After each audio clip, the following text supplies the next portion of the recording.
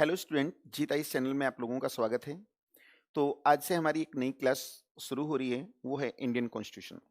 अगर हम IAS PCS या अदर एग्जाम की बात करते हैं जो कॉम्पिटिटिव एग्जाम होते हैं, तो उसमें केवल इंडियन कॉन्स्टिट्यूशन पूछता है। लेकिन अगर हम पॉलिटिकल साइंस की बात करते हैं तो पॉलिटिकल साइंस में कई अदर सेक्शन भी होते हैं। जैसे उसमें इंडियन कॉन्स्टिट्यूशन के साथ साथ थिंकर भी आते हैं, उसमें इंटरनेशनल रिलेशन भी आता है, इसके साथ साथ उसमें इंटरनेशनल ऑर्गेनाइजेशन भी आता है आदि। तो इसकी जो शुरुआत कर रहे हैं आज हम, तो वो इंडियन कॉन्स्टिट्यूशन से करते हैं। इंडियन कॉन्स्टिट्यूशन, तो इस इंडियन कॉन्स्टिट्यूशन जो 26 जनवरी 1950 को लागू हुआ था, जिसे हम रिपब्लिक डे के रूप में भी सेलिब्रेट करते हैं, ये कॉन्स्टिट्यूशन तो बाद में बना। इससे पहले भी एक कॉन्स्टिट्यूशन बना था जो ब्रिटिशर्स ने बनाया था। तो ब्रिटिशर्स ने जो बनाया था कॉन्स्टिट्यूशन, वो 1773 से लेकर 1946 में एक्चुअली में कैबिनेट मिशन आया। तब तक जो जो भी एक्ट आए उसको स्टडी करेंगे। तो सबसे पहले हम देखते हैं कि कॉन्स्टिट्यूशन यानी संविधान क्या होता है। संविधान एक्चुअली में जो संविधान है, ये और कुछ नहीं, ये कानूनों का संग्रह है। कानूनों का संग्रह संग्रह इसमें कुछ ऐसे कानून दिए गए हैं जिसके द्वारा हमारे देश का शासन और प्रशासन चलता है। शासन और प्रशासन, देखिए यहाँ पर दो वर्ड यूज हो रहे हैं। एक को बोलते हैं शासन शासन और एक को बोलते हैं प्रशासन। शासन और प्रशासन चलता है और हमारे देश की जनता शासित होती है। यानी हमारे देश की जनता के ऊपर जो शासन और प्रशासन होता है वो कॉन्स्टिट्यूशन के अकॉर्डिंग होता है। लेकिन यहाँ पर दो टर्मिनोलॉजी आई हैं। एक टर्मिनोलॉजी है शासन, शासन को इंग्लिश में गवर्नेंस कहते हैं, और एक आया है प्रशासन, इसे इंग्लिश में एडमिनिस्ट्रेशन कहते हैं। एडमिनिस्ट्रेशन कहते हैं। अब हमें ये देखना होगा, चूंकि दोनों जो टर्मिनोलॉजी हैं ये मिलती जुलती हैं, बट इनमें बेसिक अंतर क्या होता है। देखिए गवर्नेंस, गवर्नेंस ये एक इलेक्टेड बॉडी होता है। इलेक्टेड इलेक्टेड बॉडी, इलेक्टेड का मतलब होता है निर्वाचित। निर्वाचित निर्वाचित अर्थात जो लोग चुनाव जीतकर आते हैं, जो इलेक्शन जीतकर आते हैं, इलेक्शन से बना है इलेक्टेड, तो वो हम कहाँ रखते हैं, गवर्नेंस में। ये जो प्रशासन होता है, एडमिनिस्ट्रेशन, ये एक सेलेक्टेड बॉडी होता है। सेलेक्टेड सेलेक्टेड में यानी चयनित चयनित। जैसे हम बात करते हैं यूपीएससी का एग्जाम होता है या स्टेट सिविल सर्विस का एग्जाम होता है, तो वो सब कहाँ जाते हैं, एडमिनिस्ट्रेशन यानी प्रशासन में। जो लोग, जैसे हमारी पार्लियामेंट की बात करें या स्टेट लेजिस्लेटर की बात करें यानी विधानमंडल की बात करें, तो उसमें लोग जो चुनाव जीत कर आते हैं वो गवर्नेंस या शासन में आते हैं। तो एक बार मैं फिर रिपीट करता हूं, यानी संविधान क्या है, ये कानूनों का संग्रह है। इसमें ऐसे कानून दिए गए हैं जिसके द्वारा हमारे देश का शासन यानी गवर्नेंस और प्रशासन यानी एडमिनिस्ट्रेशन चलता है और हमारे देश की जनता शासित होती है। लेकिन यहाँ पर मैं आपको कुछ, चूंकि पहली क्लास है, कुछ टर्मोलॉजी जो फ्रेशर स्टूडेंट हैं उनके लिए कंफ्यूज हो जाता है, तो इसलिए कुछ टर्मोलॉजी जो पॉलिटी में जरूरत पड़ती है तो वो मैं आपके साथ यहीं पे डिस्कस कर देता हूँ। देखिए एक वर्ड आता है राजतंत्र, राजतंत्र, और एक वर्ड आता है लोकतंत्र। राजतंत्र को इंग्लिश में मोनार्की सिस्टम कहते हैं, मोनार्की। एक होता है लोकतंत्र जिसे हम डेमोक्रेसी कहते हैं। लेकिन दोनों में बेसिक अंतर क्या है, देखिए राजतंत्र जो मोनार्की सिस्टम होता है, इसका शाब्दिक अर्थ होता है, इसका जो मीनिंग होता है राजा का तंत्र, का तंत्र। यानी एक ऐसा तंत्र, एक ऐसा सिस्टम जो राजा के द्वारा चलाया जाता था। राजा, चूंकि राजा एक है, अकेला, पूरे सिस्टम को राजा ही चलाता था। तो राज्य की जो शक्तियां होती हैं, शक्तियां, वो सब राजा के हाथों में होती थी। यानी जैसे हम बात करते हैं डिफेंस की यानी सैन्य, जुडिशरी की बात करते हैं, डिसीजन मेकिंग की बात करते हैं, आदि आदि। ये सारी शक्तियां चूंकि एक ही व्यक्ति के हाथों में होती थी, तो हम ये भी कह सकते हैं कि राजतंत्र के अंदर शक्तियों को सेंट्रलाइज कर दिया जाता था, यानी शक्तियां एक ही व्यक्ति के हाथों में केंद्रीकृत हो जाती थी। और इसमें जो राजा का पद होता था ये हेरिडिटी यानी वंशानुगत होता था, वंशानुगत। चूंकि सारी शक्तियां एक ही व्यक्ति के हाथों में हैं, तो ऐसे में राजा के डिक्टेटर होने की संभावना यानी निरंकुश यानी तानाशाह होने की संभावना बढ़ जाती थी। तो एक समस्या थी। तो ऐसी स्थिति में क्या होता है, आम लोगों के लिए ह्यूमन राइट का कोई प्रश्न ही पैदा नहीं होता। दूसरी समस्या एक ये थी, चूंकि यहाँ पर पद वंशानुगत है, तो जरूरी नहीं है कि किसी राजा का पुत्र इतना ही योग्य हो जैसे राजा। जैसे एक एग्जाम्पल के तौर पे मैं बताना चाहूंगा, इंडियन हिस्ट्री में हम देखते हैं जब मौर्य डायनेस्टी को पढ़ते हैं तो चंद्रगुप्त मौर्य, बिंदुसार और अशोक तक योग्य शासक हुए और उनके बाद अयोग्य शासक यानी योग्य शासक के अभाव में मौर्य डायनेस्टी का अंत हो गया। इसी तरीके से अगर हम मुगल एम्पायर की बात करते हैं तो औरंगजेब तक योग्य शासक आए, लेकिन उसके बाद अयोग्य शासक आने के कारण मुगल एम्पायर भी समाप्त हो गया। तो देखिए, जब हमारा देश आजाद हो रहा है तो उसमें ये लोकतंत्र आया। लोकतंत्र को इंग्लिश में हम कहते हैं डेमोक्रेसी, लेकिन इसको मैं दो वर्ड में तोड़ लेता हूं, लोकतंत्र। लोक यानी पब्लिक, पब्लिक, तंत्र यानी सिस्टम, सिस्टम। यानी एक लोकतंत्र यानी डेमोक्रेसी जो होती है वो क्या होता है, पब्लिक सिस्टम होता है। एक पब्लिक सिस्टम का मतलब इस पूरे के पूरे सिस्टम को पब्लिक चलाती है। यानी यहां पर क्या होगा, इसमें पब्लिक के द्वारा पब्लिक के किसी व्यक्ति को चुना जाता है और वो व्यक्ति ही उस पब्लिक के ऊपर शासन करता है। तो इसमें बेसिकली क्या होता है, यहाँ चुनाव होगा, चुनाव। एक वर्ड और भी आता है, गणतंत्र, रिपब्लिक। गणतंत्र का मतलब होता है कि उसमें राजा का जो पद कार्यकाल होता है वो निश्चित होता है, या तो उसका चुनाव होगा या नॉमिनेट। तो राजा का चुनाव होता है यहाँ पर, और चुनाव में भारत के अंदर गुप्त निर्वाचन प्रणाली है।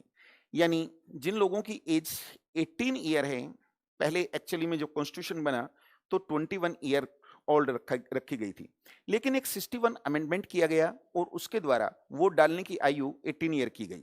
तो यहां पर क्या होगा, चुनाव के द्वारा हमें अपने प्रतिनिधि को चुनने का पूरा अधिकार होता है।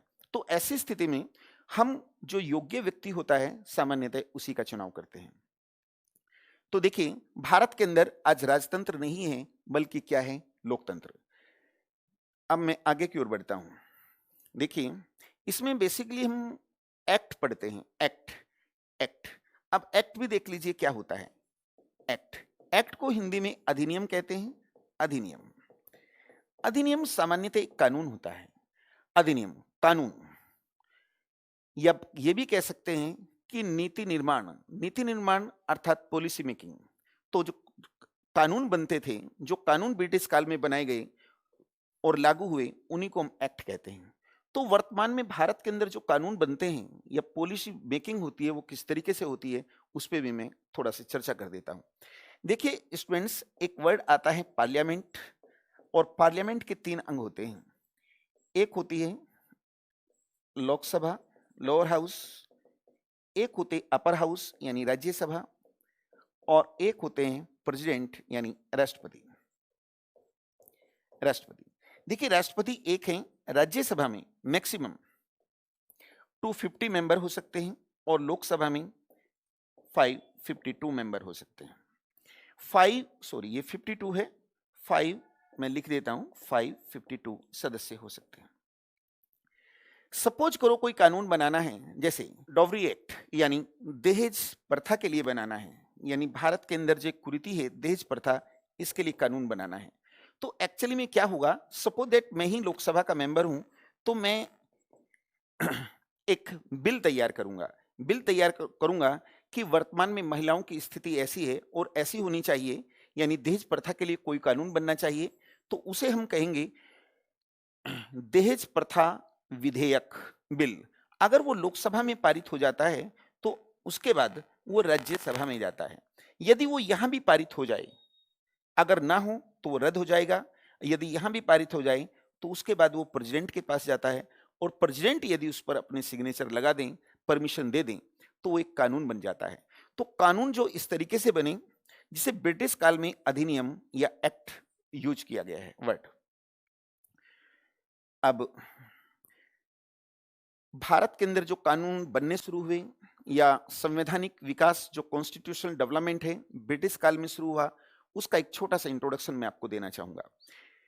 एक्चुअली में मॉडर्न हिस्ट्री की शुरुआत में हम देखते हैं कि भारत के अंदर कुछ यूरोपियन शक्तियां आई थी, जिनमें सबसे पहले पुर्तगाली, डच, अंग्रेज और फ्रांसीस आए। ये लोग शुरू में व्यापार के लिए आए थे, व्यापार के लिए। तो जब पुर्तगालियों को व्यापार में लाभ हो रहा था, तो यूरोप के अन्य कंट्रीज को जब पता लगा, तो वो भी यहाँ पर व्यापार यानी ट्रेड के लिए आने लगे, और इस ट्रेड पर अपनी मोनोपोली स्थापित करने के लिए ये यूरोपियन शक्तियां आपस में लड़ने लगी और अंग्रेजों ने सभी को पराजित कर दिया। उस समय का जो भारत था वो हमारा डिसेंट्रलाइज था, और चूंकि भारतीय डिसेंट्रलाइज हैं, अलग अलग छोटे छोटी डायनेस्टियों पे शासन करते थे, लैक ऑफ यूनिटी, उनमें एकता का भी अभाव था, अर्थात वो आपस में संघर्षरत रहते थे।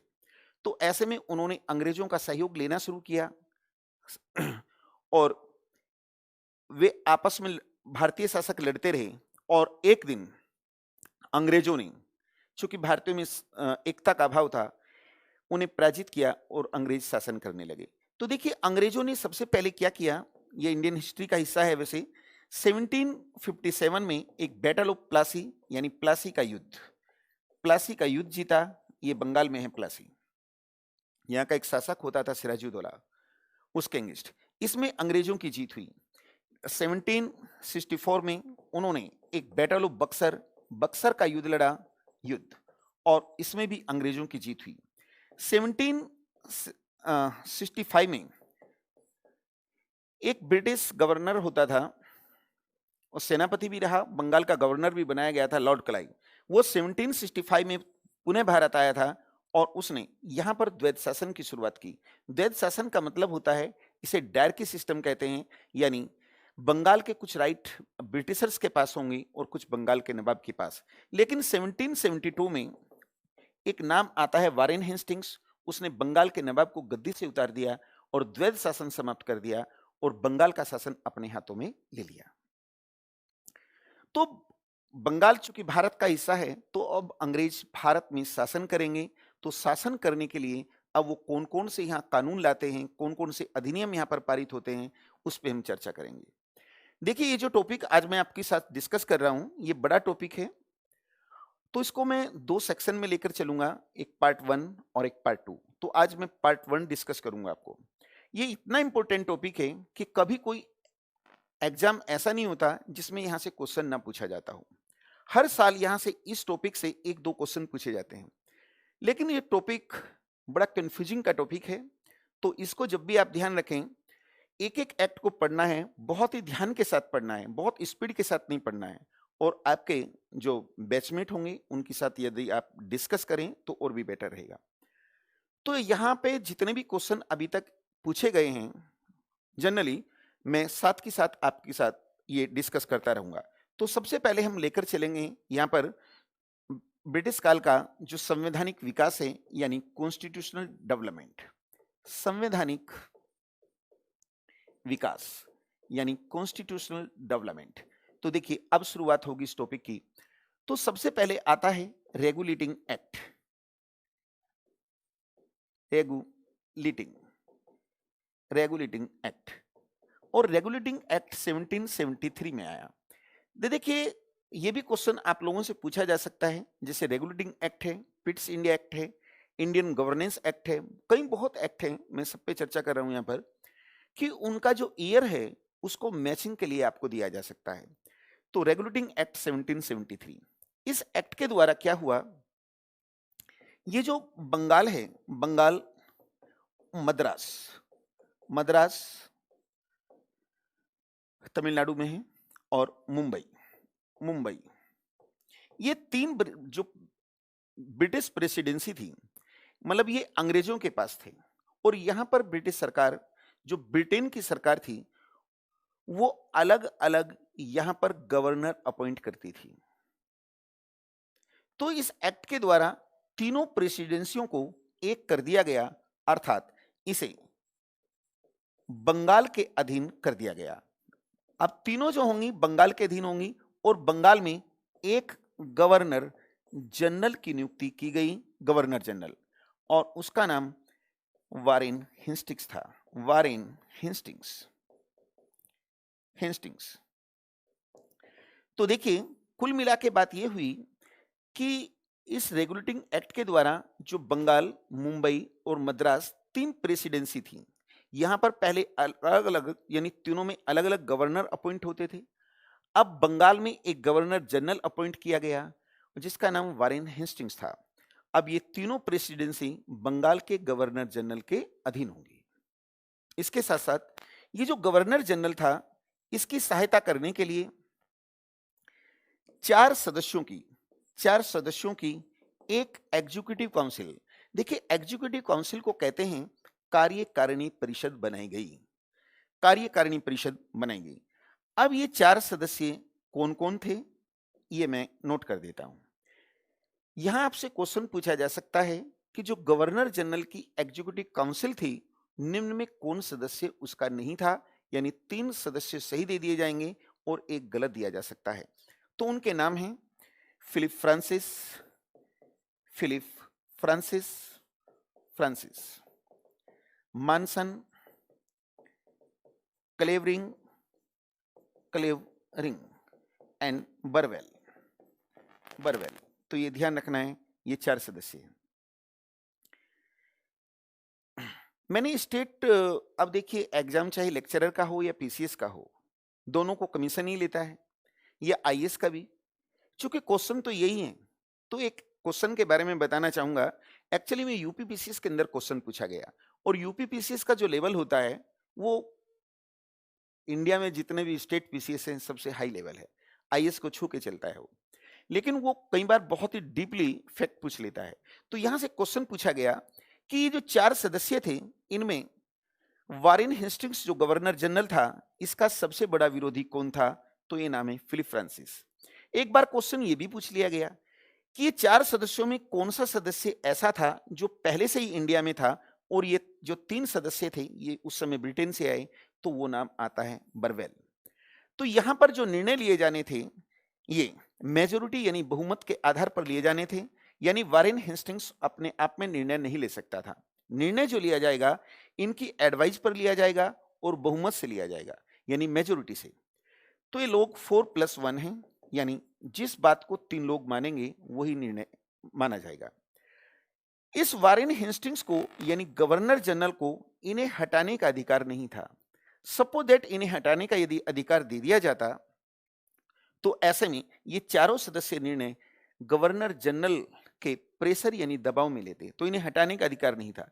इन्हें केवल बोर्ड ऑफ डायरेक्टर की सिफारिश पर केवल ब्रिटिश सम्राट ही हटा सकता था। तो देखिए इस एक्ट का एक ये बहुत ही महत्वपूर्ण क्वेश्चन बन रहा है यहाँ पर। इसके साथ साथ इसके द्वारा जो कलकत्ता है, कलकत्ता कलकत्ता कलकत्ता में एक सुप्रीम कोर्ट बनाने की व्यवस्था थी। तो जो सुप्रीम कोर्ट बनाया गया, इसमें 1+3 जस्टिस थे, 1 chief justice and 3 other justice, है ना। तो देखिए यहां क्वेश्चन पूछता है कि इसके जो चीफ जस्टिस थे उसका नाम क्या था। तो चीफ जस्टिस की बात करें तो एलिजा इम्पे, एलिजा इम्पे था, इम्पे। और अदर जस्टिस की बात करें तो उसमें एक नाम आता है चैम्बर, लिमेस्टर, लिमेस्टर और हाइड, और हाइड, ये थे।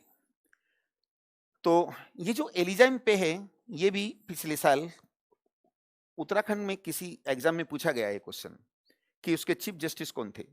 तो 1773 में ये सुप्रीम कोर्ट कलकत्ता में बनाया गया, लेकिन इसने जो अपना काम शुरू किया था वो 1774 में किया था। लेकिन सुप्रीम कोर्ट तो बना दिया गया, जैसे आज हमारा सुप्रीम कोर्ट दिल्ली में है, और उसके डिसीजन के अगेंस्ट कोई रीट दायर नहीं होती, यानी उसके डिसीजन मानना बाध्यता होती है। लेकिन इसका सबसे बड़ा कोर्ट दोष ये था कि अंतिम निर्णय ब्रिटेन में लिया जाता था।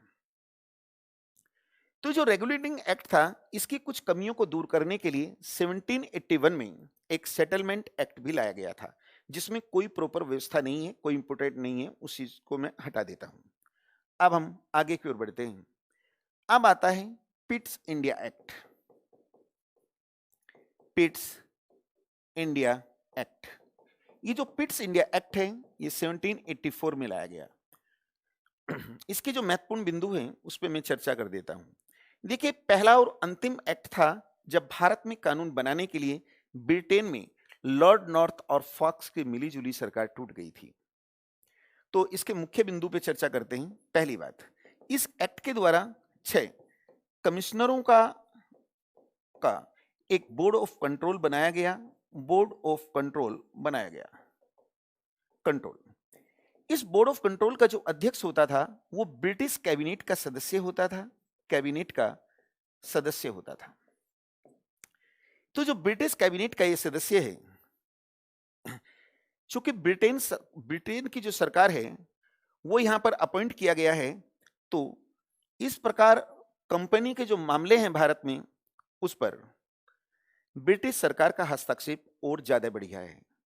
जैसे रेगुलेटिंग एक्ट की बात करते हैं, तो जो ईस्ट इंडिया कंपनी थी उस पर नियंत्रण करने का पहला प्रयास रेगुलेटिंग एक्ट के माध्यम से किया गया, लेकिन अब हस्तक्षेप और ज्यादा बढ़िया है। तो इस एक्ट, ये जो बोर्ड ऑफ कंट्रोल बना, इसे 1858 में समाप्त किया गया था। ये यूके पीसीएस 2016 में क्वेश्चन पॉलिटी में पूछा जा चुका है कि जो बोर्ड ऑफ कंट्रोल बनाया गया था इसे किस वर्ष समाप्त किया गया था। इसके साथ साथ एक चीज महत्वपूर्ण बात यह है, इसके द्वारा भारत में द्वैध शासन की भी व्यवस्था की गई थी। देखिए, द्वैध शासन यानी डायरची में क्या होता है द्वैध शासन में, यानी जो ब्रिटिश सरकार के द्वारा यहाँ कंपनी शासन कर रही है उसे नियंत्रित करने के लिए यहाँ पर एक कोर्ट ऑफ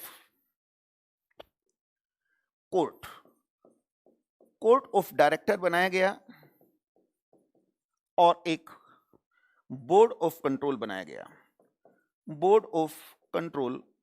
गया। देखिए, जो कोर्ट ऑफ डायरेक्टर है ये कंपनी का जो ट्रेड होता था, व्यापार, ये ट्रेड को देखते थे, और कंपनी जो भारत में शासन करती थी ये उसके शासन को देखता था। तो ये वर्ड जो यूज हुआ है द्वैध शासन, ये 3 जगह यूज हुआ है। एक तो यहां पर यूज हुआ है, एक 1919 में एक एक्ट लाया जाएगा, मोंटेग्यू चेम्सफोर्ड रिफॉर्म्स, वहां पर ये द्वैध शासन स्टेट यानी प्रांतों में लागू होगा, और एक इंडियन गवर्नेंस एक्ट 1935 में आएगा, वहां पर ये द्वैध शासन सेंटर यानी केंद्र में लागू होगा। तो देखिए, यहां पर ये जो एक्ट है इसमें जो हम कंफ्यूज होते हैं, कहीं पर मैंने लिखा बोर्ड ऑफ डायरेक्टर लिखा, जैसे बोर्ड ऑफ डायरेक्टर की सिफारिश पर ब्रिटिश सम्राट हटा सकता है, जो 4 सदस्यों की एग्जीक्यूटिव काउंसिल बनाई गई थी। यहां पर मैंने बोर्ड ऑफ कंट्रोल लिख दिया। तो कहां पर बोर्ड ऑफ कंट्रोल है, कहां पर बोर्ड ऑफ डायरेक्टर, ये ध्यान रखना है। तो अब आगे की तरफ बढ़ते हैं।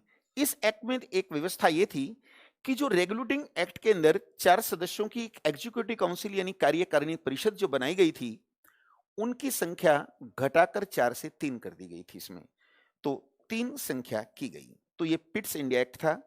इसके बाद एक एक्ट आता है, एक्ट ऑफ 1786, जो बिल्कुल भी इंपॉर्टेंट नहीं है, लेकिन मैं आपको ऐसे ही सुना देता हूं।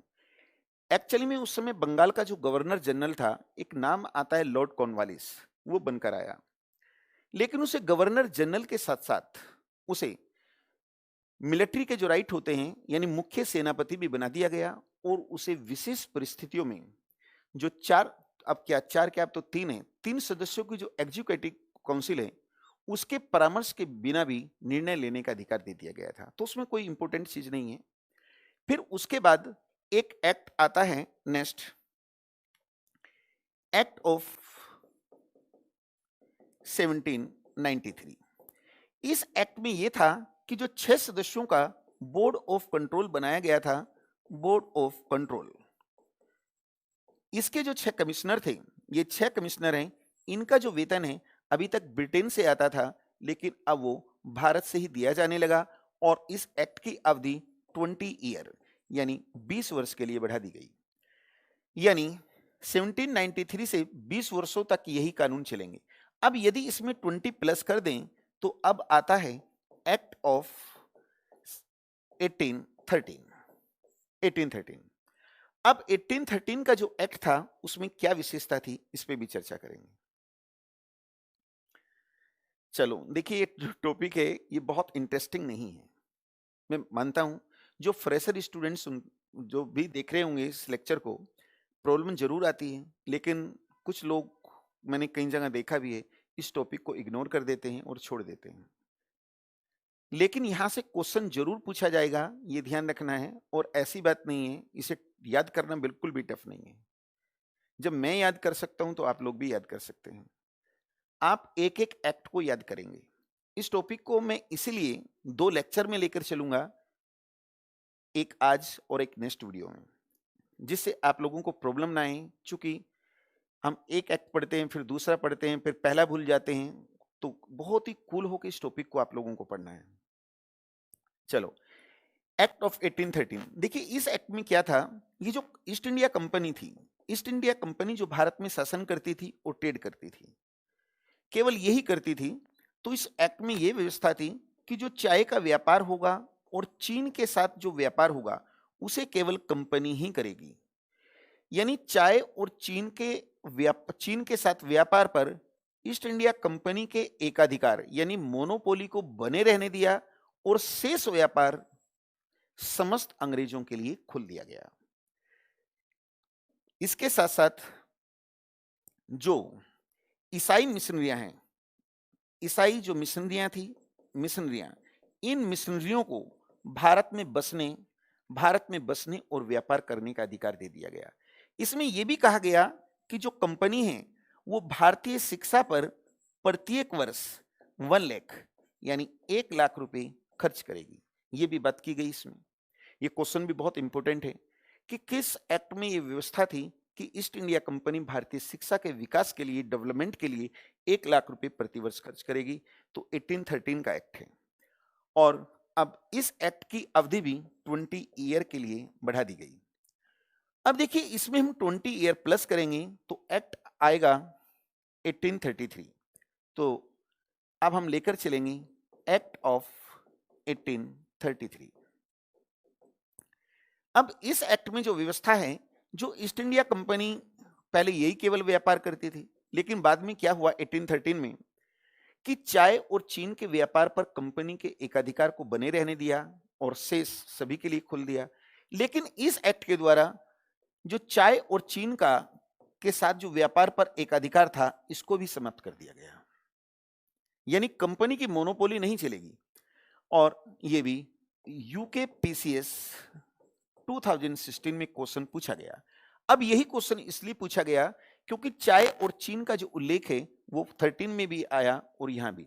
लेकिन क्वेश्चन ये पूछा गया था कि ईस्ट इंडिया कंपनी का जो ट्रेड भारत के अंदर होता है उसकी कंप्लीट मोनोपोली यानी पूर्ण एकाधिकार को किस एक्ट के द्वारा समाप्त किया गया। तो वहां पर इन दोनों को बने रहने दिया गया था, बाकी समाप्त किए गए। लेकिन कंप्लीट पूर्ण पूछा है तो इसका आंसर ये आएगा। एक चीज इसके साथ साथ ये जो ब्रिटिश भारत था इसका केंद्रीकरण किया गया। केंद्रीकरण यानी ब्रिटिश भारत को सेंट्रलाइज कर दिया गया। देखिए केंद्रीकरण या सेंट्रलाइज का मतलब क्या होता है। कल तक अंग्रेजों ने सबसे पहले बंगाल को जीता था, तो बंगाल में गवर्नर जनरल होता था। लेकिन 1833 तक आते आते, जैसे 1799 में जो मैसूर है या हैदर अली का बेटा है टीपू सुल्तान, उसका अंत हो गया है। 1817 तक आते आते मराठों का भी अंत हो गया है।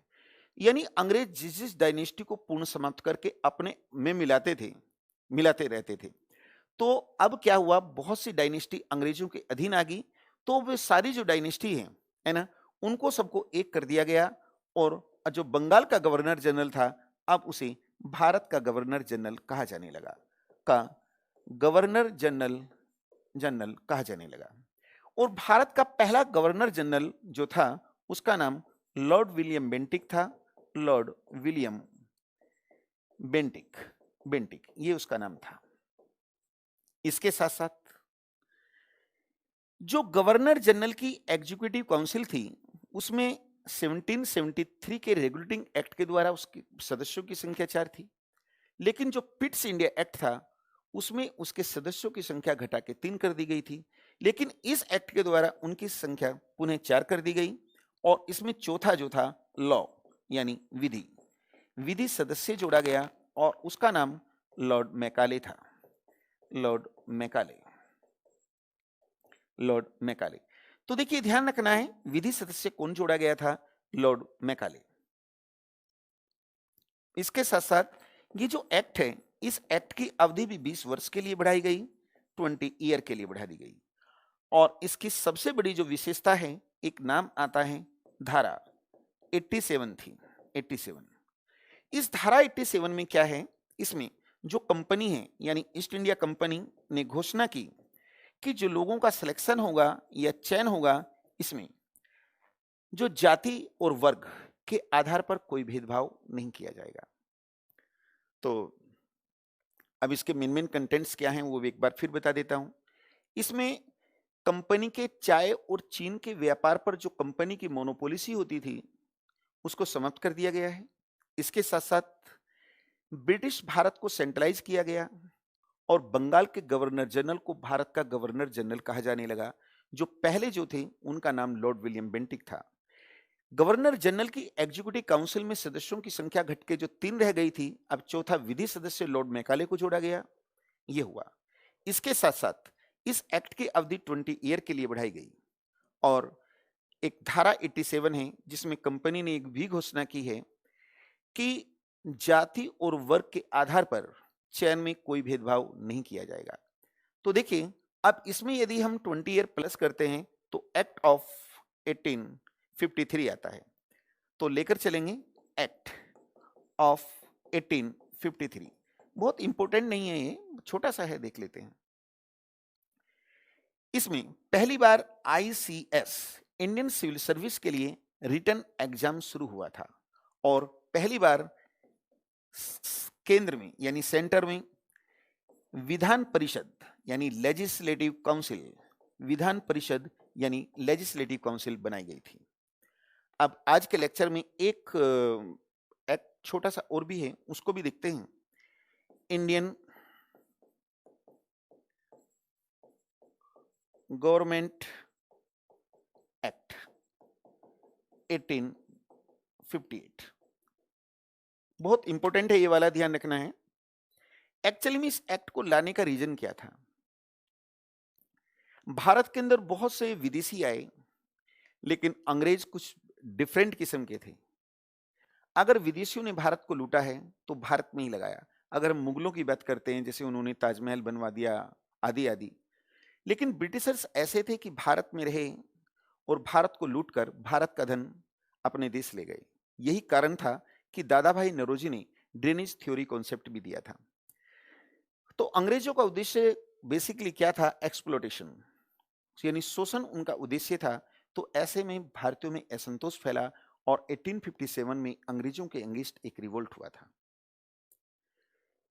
तो ऐसे में जो ब्रिटेन की सरकार है उसको लग रहा है कि जो कंपनी भारत में शासन कर रही है उससे भारतीयों में असंतोष है। तो इस एक्ट के द्वारा क्या हुआ, जो ईस्ट इंडिया कंपनी थी, इस कंपनी का जो शासन भारत में था, इस शासन को समाप्त कर दिया गया, समाप्त कर दिया गया और भारत का शासन ब्रिटिश क्राउन, क्राउन यानी ताज, मैं ये भी कह सकता हूं कि महारानी को सौंप दिया गया। जो 6 कमिश्नरों का बोर्ड ऑफ कंट्रोल बनाया गया था, बोर्ड ऑफ कंट्रोल, कंट्रोल जो बनाया गया था पिट्स इंडिया एक्ट 1784 के द्वारा, उसे यहां समाप्त किया गया। वहां भी मैंने डिस्कस किया था, यहां भी बता देता हूं, समाप्त कर दिया गया। जो भारत का गवर्नर जनरल होता था, गवर्नर जनरल, अब इसे वाइसराय, वाइसराय कहा जाने लगा। देखिए, उस समय जो गवर्नर जनरल था वो लॉर्ड कैनिंग थे। तो जब ये पोस्ट का नाम चेंज हुआ यानी वाइसराय रखा गया, तो उसी गवर्नर जनरल को यहां पर वाइसराय बना दिया गया। तो पहले वाइसराय लॉर्ड कैनिंग थे। इसके साथ साथ एक इंडियन सेक्रेटरी यानी एक भारत सचिव की नियुक्ति की गई और इसकी सहायता के लिए 15 सदस्यों की एक इंडियन काउंसिल यानी भारतीय परिषद बनाई गई, भारतीय परिषद बनाई गई। देखिए, जो भारतीय परिषद 15 सदस्यों की बनाई गई थी, 15, ये 15 लिखा है मैंने, बनाई गई थी। इसका जो हाउस था या सचिवालय यानी सेक्रेटेरिएट, इसका जो सचिवालय था उसे इंडिया ऑफिस नाम दिया गया था, इंडिया ऑफिस नाम दिया गया था। तो देखिए, जितने भी एक्ट हैं उसका आधा सेक्शन इस टॉपिक का मैंने आपके साथ डिस्कस किया है, आधा जो सेक्शन है वो मैं नेक्स्ट क्लास में लूंगा, क्योंकि ये जो एक्ट हैं बेसिकली इसमें स्टूडेंट कई बार कंफ्यूज हो जाते हैं। तो ट्रायल के तौर पर जब आप इसे पढ़ेंगे बहुत कूल होके धीरे धीरे पढ़ना है। तो इससे जो क्वेश्चन बनते हैं, 5-7 क्वेश्चन मैंने बनाए हैं, वो मैं अभी आपके साथ डिस्कस कर देता हूं। तो अब इन क्वेश्चनों पे डिस्कस करते हैं। देखिए, क्वेश्चन नंबर फर्स्ट में कह रहा है कि निम्न में क्या रेगुलेटिंग एक्ट की विशेषता नहीं थी। ये मैं आपको बता चुका हूं कि 1773 में रेगुलेटिंग एक्ट लाया गया था। तो देखिए, इसके द्वारा मुंबई मुंबई कलकत्ता और मद्रास जो 3 प्रेसिडेंसी थी वो अलग अलग होती थी और उनके अलग अलग गवर्नर होते थे, लेकिन इन तीनों प्रेसिडेंसियों को बंगाल के गवर्नर जनरल के अधीन कर दिया गया था और पहले वारेन हेस्टिंग्स थे। तो ये तो बिल्कुल ठीक है। कलकत्ता में एक सुप्रीम कोर्ट की व्यवस्था की गई थी। एक्चुअली में बंगाल पे अधिकार किया था और उसकी कैपिटल कलकत्ता को बनाया गया था। तो यहाँ पर एक सुप्रीम कोर्ट की व्यवस्था थी जिसने 1774 से काम शुरू किया था। मैंने समझाया भी था आपको कि इसमें 1+3 जस्टिस थे, एक chief justice Elijah Impey and other justice Chamberlain mister Hyde थे। फिर कहा गया है एक एग्जीक्यूटिव काउंसिल बनाई गई थी, ये भी बिल्कुल ठीक है। और उसमें 4 सदस्य भी मैंने डिस्कस किया था आपसे कि फिलिप फ्रांसिस, मानसन, क्लेवरिंग और बरवेल। फिर मैंने ये बताया था कि पिट्स इंडिया एक्ट में उनमें की संख्या 3 की गई थी और 1833 में चौथा विधि सदस्य लॉर्ड मैकाले जोड़ा गया था। फिर वो कह रहा है कि बोर्ड ऑफ कंट्रोल बनाया गया, ये बिल्कुल गलत है। देखिए, बोर्ड ऑफ कंट्रोल जो बनाया गया था ये 1784 में 6 कमिश्नरों का जो बोर्ड ऑफ कंट्रोल बना पिट्स इंडिया एक्ट के द्वारा बना था। तो यही आंसर हो जाता है। क्वेश्चन नंबर 2 लेकर चलते हैं। कंपनी के व्यापार के एकाधिकार को कब समाप्त किया गया था?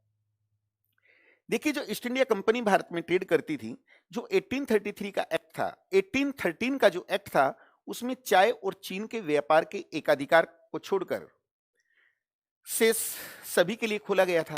लेकिन 1833 में क्या हुआ? 1833 में कंपनी के आज की जो मोनोपोली थी चाय और चीन के व्यापार पर, उसको भी समाप्त कर दिया गया था। तो इसका आंसर आएगा 1833। अब हम नेक्स्ट लेकर चलते हैं। बोर्ड ऑफ कंट्रोल को किस एक्ट के द्वारा समाप्त किया गया? तो देखिए, जो बोर्ड ऑफ कंट्रोल बनाया गया था ये पिट्स इंडिया एक्ट 1784 के द्वारा बनाया गया और इंडियन गवर्नमेंट एक्ट 1858 के द्वारा इसे समाप्त किया गया था। मैं साथ साथ डिस्कस भी किया था कि इंपॉर्टेंट क्वेश्चन आ जाता है। फिर कह रहा है कि धारा 87 किस एक्ट की विशेषता थी? देखिए, धारा 87 में क्या कहा गया था कि कंपनी जाति और वर्ग के आधार पर चयन में कोई भेदभाव नहीं करेगी। तो देखिए, ये जो व्यवस्था थी ये 1833 के एक्ट की थी। अब हम आगे की ओर चलते हैं। कंपनी ने किस वर्ष भारतीय शिक्षा पर 1 लाख रुपए खर्च करने की घोषणा की थी? तो जो 1813 का एक्ट था ये व्यवस्था इसमें थी। तो 1813 है। फिर कह रहा है कि भारत का जो शासन था, क्राउन यानी ताज यानी महारानी को किस एक्ट के द्वारा सौंपा गया था? एक्चुअली में इसका आंसर 1858 है। अब तक भारत का जो शासन था वो कंपनी करती थी, लेकिन इस एक्ट के द्वारा क्या हुआ, ईस्ट इंडिया कंपनी का शासन समाप्त किया गया और क्राउन को सौंप दिया गया। और मैंने ये भी बताया था कि इस एक्ट के द्वारा जो गवर्नर जनरल था उसे वायसराय कहा जाने लगा था और वायसराय पहले लॉर्ड कैनिंग थे। तो देखिए, इससे संबंधित ये 6 क्वेश्चन मैं लेकर आया, इनको मैंने आपके साथ डिस्कस भी किया। जो इसका रिमेनिंग पार्ट है, सेकंड पार्ट, उसे नेक्स्ट क्लास में डिस्कस करेंगे। ओके।